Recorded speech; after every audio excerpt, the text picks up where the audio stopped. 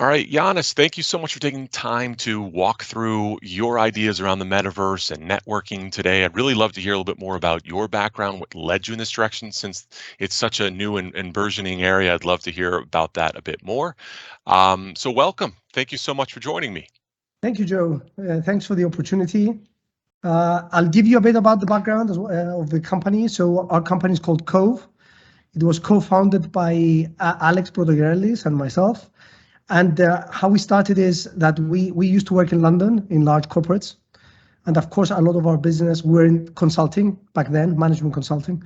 So a lot of our business had to do with relationships, everything from recruitment to selling to like upselling to our customers, everything had to do around relationships. And what frustrated us, Joe, was the fact that although in traditional industries like sales and private banking, people are very used to having systems and processes in place to actually facilitate and build trust and meaningful relationships. We didn't have the tools for it. So we used to work to because our day job was consulting and management consulting, yet we had to relate and build relationships. So this is where the frustration started, which was we wanted to build education and tools to help people build meaningful relationships. So the idea was that we were using hacks like your standard tools like Outlook, putting notes in Outlook, I met Joe and this is what Joe is doing, and then recurring reminders, calendar. And we wanted to build something much more sophisticated, yet very intuitive to use. And that's how Covve started, with that premise, to help people build meaningful relationships, professionals. And then where the metaverse comes in is that we've been at this for a while now. We have a leading products in the market. We have the leading personal CRM out there, Covve Personal CRM. And we actually touched as well on the start of the relationships. So before COVID, we created a very accurate and fast business card scanner, because that's where the relationship starts. And then our main app would then help you build a habit of following up and building a relationship with the people you meet. Then, of course, the pandemic came upon us. No more business cards. So we did, for a while. So we created digital business cards, again, to replicate that start of the relationships. And we were always questioning, is metaverse going to play a very big role in facilitating relationship building and actually helping people build relationships, which is something we're looking into. And this is why I'm very excited to speak to you, because, of course, there are many thoughts around the subject, and that's why we're involved with the subject. No, it sounds fantastic. So it makes a lot of sense, the direction that led you towards where you are today. So what's the manifestation of that now? What does it look like? What's the experience look like in terms of the networking that you're seeing now with the metaverse? So, well, before I go to the metaverse, it's amazing to see what happened in the last 2 years, that I'm sure you're feeling it as much as we are, which is basically everything moving, like a lot of things moving online.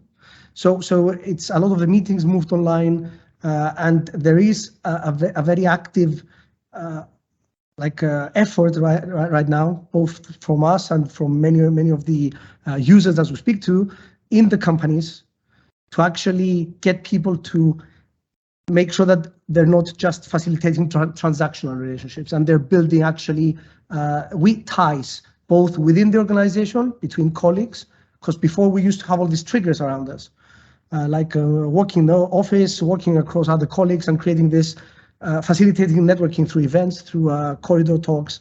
And there was a big transition during the pandemic to online. And it's interesting to see that, and of course, even before that, the social media actually pushed a lot of the transactional relationship building, like a click to congratulate someone for changing a job on LinkedIn. So anyway, let's look at all of this online. It's interesting to see that many people are moving back in the office, and even partly, and the main reason that employees are very motivated to do so is building ties with team members and making sure that they build on those casual relationships. And this is where the big debate came when Mark Zuckerberg was presenting the Meta last year, where there was a promise to actually replicate the social presence in the metaverse, so that we could, and I'm going to talk more about this networking in the office, because that's what we really care about, but so that we could actually replicate a lot of those social interactions, and what it takes to actually socialize through, and remove this barrier that we have in front of us. I mean, we cannot even make eye contact right now. So we were very excited to hear, okay, so this is the new promise. Now it's been a year since then. We've tested a lot of the tools out there, of course, ourselves as well. But you know as well as I do that what we saw the last 2 months. I mean, in the first glimpses of it in August. I'm talking mostly about Meta right now, and then the subsequent releases in September is that we're still far away from actually replicating what it takes to feel the social presence, which if we break it down a bit, you are missing the eye contact, of course, and I know we know that the new headsets track eye movements, so we're trying to replicate that. We're missing the touch, of course, and again, I'm sure there's we see a lot of work in haptics to actually see that as well. But there is a big question, which is whether you would be able to relate with the avatars and to feel and to be able to feel that presence to allow you to build trust and to actually facilitate social interactions that would create a meaningful relationship. Do you think that it's going to take hardware? The hardware sort of leads the way here. Once you have the hardware, then you can build the services or the environments that would lend itself to being able to take advantage of this more immersive, watching eye contact, feeling like you're in the same room. Is that critical to this, or is it not? Well, I believe it is. We run a research. So there are a few things. There's how much people are willing to, of course. So it's hardware, it's software, and it's the willingness of people to embrace it. And I think we ran a survey ourselves. I was saying that, and we saw that more than the majority, 60%, do believe that the metaverse will improve the way in which we communicate. And actually, I'm just looking at the stats. 46% believe that the body language will be correctly simulated through avatars, and 38% believe that they will be able to trust people. So we saw that there is a willingness to embrace it if the technology is there. And then you mentioned hardware or software. It's interesting because software, I'm here to debate that we've seen a lot of software even before Decentraland and Sandbox and all what we see now. I mean, we've seen it in Second Life, we've seen it in massively multiplayer online RPGs. So it's not as if it hasn't been there. A VR chat now, I mean, VR chat does include the immersive and the software as well. But I think I put it down to two elements. One is the hardware improving so that you actually feel a sense of presence. And the second thing is building a trust in the system, because currently we're talking about an anonymous world. And then if we do break down, the trust has to do with interactions with a person and the building of a respect and responsibility. And you have to have this base behind trust. And I think the anonymity of the metaverse is a big question on whether we will be able to build it on the anonymous nature of it. So you led me down a path that I think is kind of critical for people to try to understand, and I'd love to hear your perspective as an expert in this space. So there's two concepts for the metaverse going forward. Let's pretend that it is the headset based, and it's evolved so that there's a tactile component, maybe with your hands and all that component. As an aside, one path is more of a centralized meta, so Facebook's vision on that. Then there's the decentralized vision of it, where you mentioned Decentraland and Sandbox and maybe other side for the Bored Ape Yacht Club. You have the old school powerful world of a metaverse that would be developed by these huge organizations, maybe even Google coming out with something or whatever the case is. But right now it's Facebook. Then you have all these young startups with a decent chunk of change. They have a lot of money, and their idea is fully decentralization, such that if I want to buy an NFT, it's mine. I can carry it maybe from one metaverse to the next. I have ownership of it. I can maybe create loans on it. I can do things with it, monetize it, all of that stuff. And those people have control over that. This world, meta world, maybe not so much. They're going to probably get pushed a little bit, but I'd love to hear your vision going forward. Which could win out? Does one get favored over the other? What'll happen, do you think? Wow, that's interesting. Yeah. That's a hard question. I'll tell you. So I put another player. So it's the hardware player. The hardware is also a very important thing, as we see from the Apple ecosystem. So I compare it with the Apple ecosystem on the fact that creating the portal, if you'd like, the phone currently, the smartphone, like controlling the portal does control what systems you would use. So I think before I start answering the question, in your equation, I would say that there is the central pairs, then there's a hardware, the central software like Meta that you were saying, and then the hardware, of course, has to do with that. So maybe the central software would be a non-hardware provider, or the central software can be a hardware provider, like Meta is a hardware provider, and then Apple could be and Google could be, and then you could have people still not being so decentralized, but having a very, very strong platform like Android, let's say. No, Android, like what would be the equivalent? Like Microsoft did try to do phones. Anyway, I'm not going to go in a rant, but like trying to get the metaverse world without actually the hardware. So I think there's the hardware providers, then the central scope, and then there's the decentralized. My opinion is it depends on who we are, and I'll explain what I mean.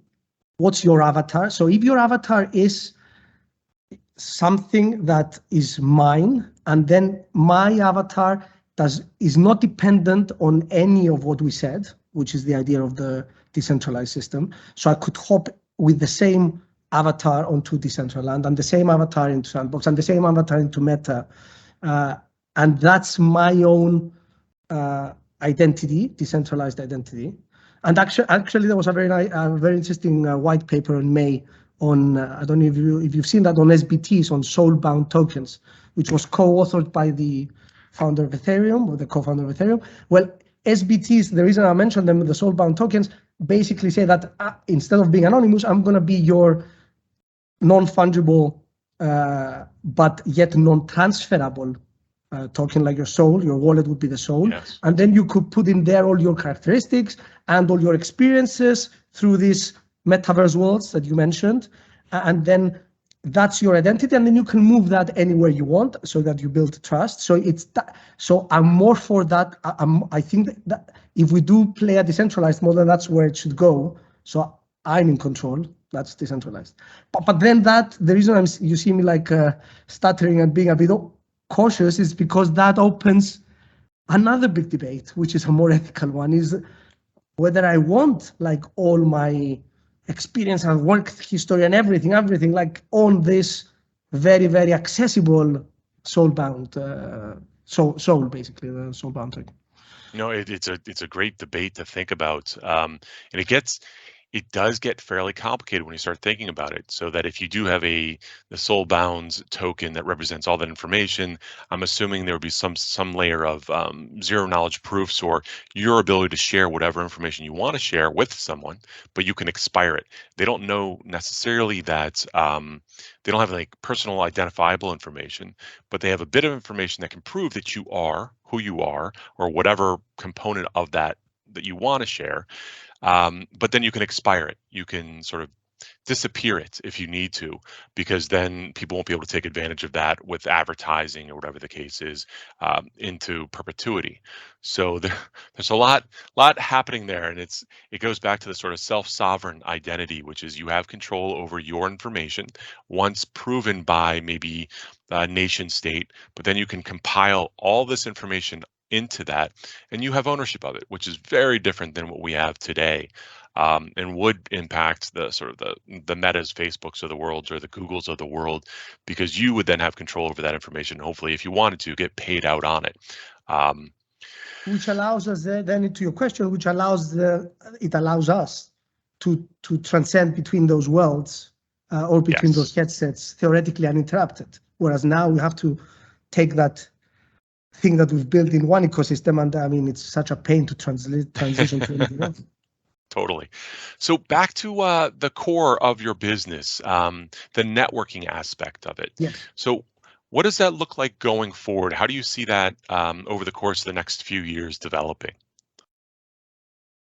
So there's the hopeful state. So we believe that the world has to realize that we need to invest, whether it's in the metaverse or in messages or wherever, it doesn't matter. We need to invest time in building relationships, and we've seen this deteriorate over the years. We were pushed into more efficiency, less time, shorter messages, less interactions, unless they're fruitful.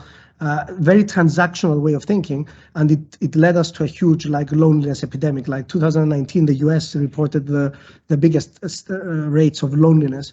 60% of adults reported being lonely in the US, and that was before the pandemic.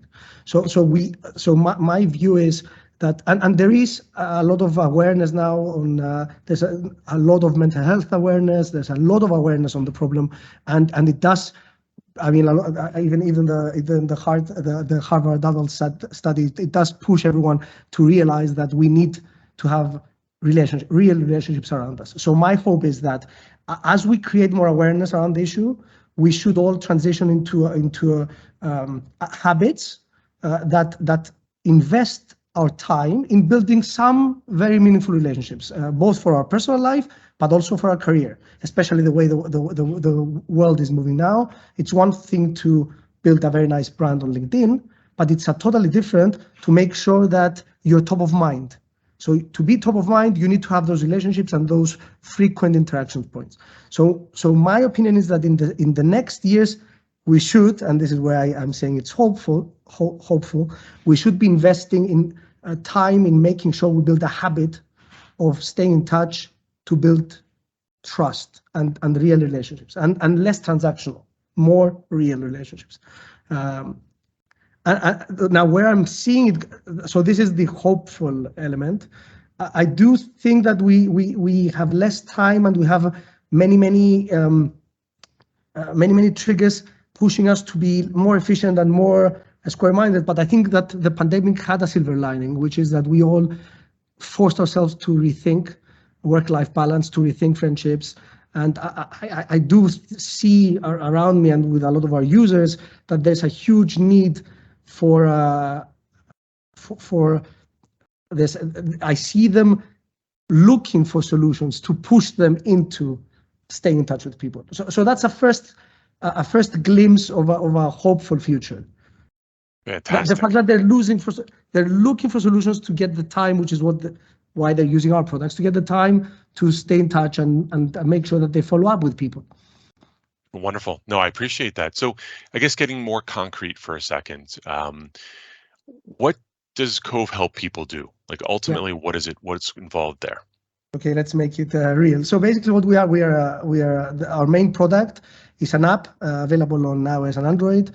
The idea is that what it does, it helps you. So you choose how many relationships you want to manage. It seamlessly syncs with your contact book. You say, this is a relationship, I just met Joe. It puts you in a workflow that says, okay, you need to listen. Does Joe have a family? Let's say that we're meeting professionally. What's his priorities in life, in work, skill sets? And then it helps you, it reminds you to stay in touch. So it makes it a habit of reminding you to have people to stay in touch with every week. It allows you to follow topics that are of interest to them. So maybe you're in football, or maybe you're in baseball, so I can follow a lot of your topics. So I can really stay in touch with what you care about before we speak. And it puts you in this. So it's through education and workflows, it puts you into this habit of reaching out to your relationships, making sure that you listen and not just, as I'm doing now, speak, and then make sure that you actually help them out in what they need. So make introductions and make sure that you help them with their business. So it's like a personal CRM app. It's like a habit app that helps you with your productivity in terms of staying in touch with people specifically. That's fantastic. It makes a lot of sense. Is there any way for it to self-populate based on interactions that you've had with them, such that if I'm interacting with you, let's say professionally, and you mentioned in an email that you love the World Cup and you've been following that, and it automatically drops some pieces of information into your profile, so that in the future you're like, oh yeah, we talked about this. You know what I mean? Does that make some sense? That maybe a future build? Oh, definitely, yes, it's definitely a future build. We hear it a lot. We are in, to be honest with you, we are in a bit of a dilemma because we are very privacy focused. And although we do listen to the users, a lot of users like you, Joe, they say that they want us to be able to be very intelligent about their interactions and make sure that we absorb and minimize the workload that they need to do. And we are taking that on board with a lot of work around privacy to see how can we do it while giving enough comfort around the privacy that comes that you might need to sacrifice for that. That balancing act is always difficult, especially these days. So I appreciate what you're saying and going through. Well, wonderful. Anything else you'd like to mention? Well, no, I think we've covered most of the things. I think one of the things I wanted to ask is how do you see, like as an expert in the field, I really wanted your opinion. How do you see socializing transitioning, considering the metaverse and the decentralized technologies that are being built around it? So transitioning from like this sort of interactions to the next stage. Exactly. So the way that I personally think about it is that it's going to take the efforts of a company like Apple. With hopefully the next 12 to 18 months, they'll come out with their headset. And people will then, the bellwether that they are, even though I'm an Android person myself, I heard you mention Android, and firm believer of it, but sometimes it takes the efforts of an Apple to put something out there and then people will like widely adopt. So they'll put this thing on and like, oh my goodness, Apple does good work, so I have to give them credit where credit's due.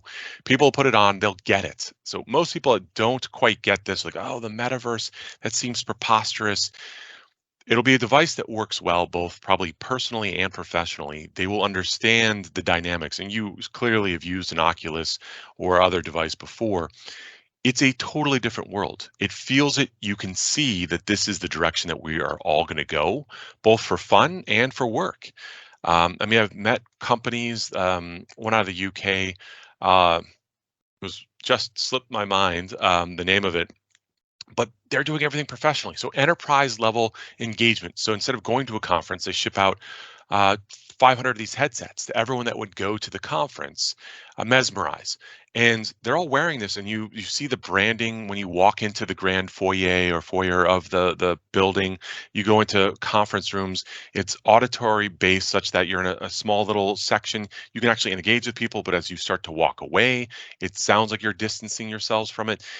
That's the future. Most people don't get that. They haven't experienced it yet. And so once they first experience it, we'll see that we're all going to move away from this big screen, the camera that it is like right now, and that'll be that jump that we took from the BlackBerry to the iPhone or the Android glass device that we're touching. It's going to be that big a leap, and that's going to happen probably the next, I'd say, 2 to 3 years. Great. But that's just my personal opinion, so we'll see. Yeah. Great. But all right. Well, goodness, thank you so much for taking the time. I appreciate it, and all the best to you.